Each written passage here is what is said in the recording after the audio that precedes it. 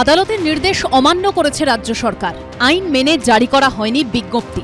রাজ্য সরকারের নতুন ওবিসি বিজ্ঞপ্তিতে অন্তর্বর্তী স্থগিতাদেশ দিতে গিয়ে এমনই কড়া মন্তব্য করল কলকাতা হাইকোর্টের বিচারপতি তপব্রত চক্রবর্তী এবং বিচারপতি রাজাশেখর মান্থার ডিভিশন বেঞ্চ।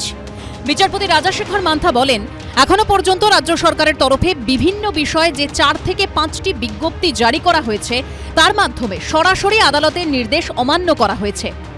তৃণমূল কংগ্রেস নিজেকে আইনের ঊর্ধ্বে মনে করে। তৃণমূল কংগ্রেস যুক্তরাষ্ট্রীয় ব্যবস্থার মধ্যে থেকেও পশ্চিমবঙ্গকে একটা স্বাধীন রাষ্ট্র হিসেবে ভেবে থাকে। তৃণমূল কংগ্রেসের এই যে আমার বাংলা দর্শন, এতেই সর্বনাশ হয়েছে। সুতরাং হাইকোর্টের নির্দেশ কবে তারা মেনেছে? 22 মে তৃণমূল আমলে জারি হওয়া ওবিসি সার্টিফিকেট বাতিলের রায়ে কলকাতা হাইকোর্ট জানায়, প্রথমে ওবিসি কমিশনের তরফে সুপারিশ আনা হবে। সেই সুপারিশ খতিয়ে দেখবে রাজ্য সরকার। তারপর তা বিল আকারে বিধানসভায় পাশ হবে। 2012 সালের ওবিসি আইনে সংশোধনী আনতে হবে। তারপর সেই সংশোধনী মেনেই নোটিফিকেশন জারি করা হবে। জুনের শুরুতে সংশোধিত তালিকার খসড়া অনুমোদন করে মমতা বন্দ্যোপাধ্যায়ের মন্ত্রিসভা।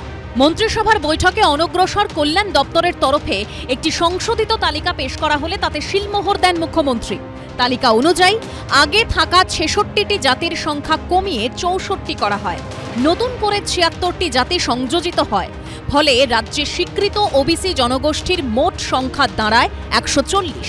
কিন্তু এবার রাজ্য সরকারের বিজ্ঞপ্তি নিয়ে মঙ্গলবার কলকাতা হাইকোর্ট স্পষ্ট জানিয়ে দিল, সরাসরি আদালতের নির্দেশ অমান্য করা হয়েছে। নোটিফিকেশনসগুলো যেটা হয়েছে, সার্ভেটা অ্যাবসলিউটলি সুপ্রিম কোর্টের যে জাজমেন্ট বা গাইডলাইন বা আইন মেনে যেটা সার্ভে করার কথা সেটা হয়নি। এবং 1.5 মাস সময়ের মধ্যে এতখানি একটা বড় কাজ করে দেওয়া হলো। সব পক্ষকে শুনানি করার পর কলকাতা হাইকোর্ট 31 জুলাই 2025 পর্যন্ত স্টে অর্ডার গ্রান্ট করেছে।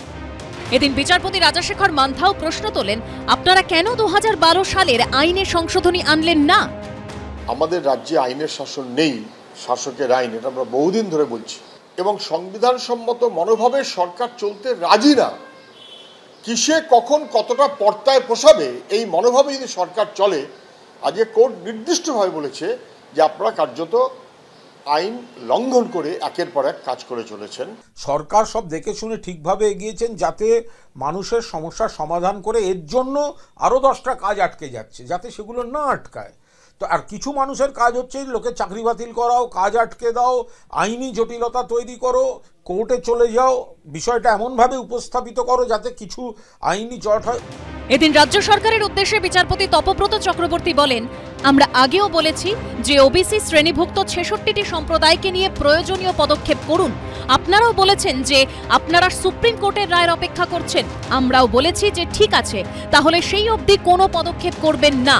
তবে তার মধ্যেই রাজ্য সরকার ওবিসি বিজ্ঞপ্তি জারি করেছিল, যাতে মঙ্গলবার অন্তর্বর্তী স্থগিতাদেশ দিল কলকাতা হাইকোর্ট। সৌভিক মজুমদার, উজ্জ্বল মুখোপাধ্যায় ও সত্যজিৎ বৈদ্যর রিপোর্ট, এবিপি আনন্দ।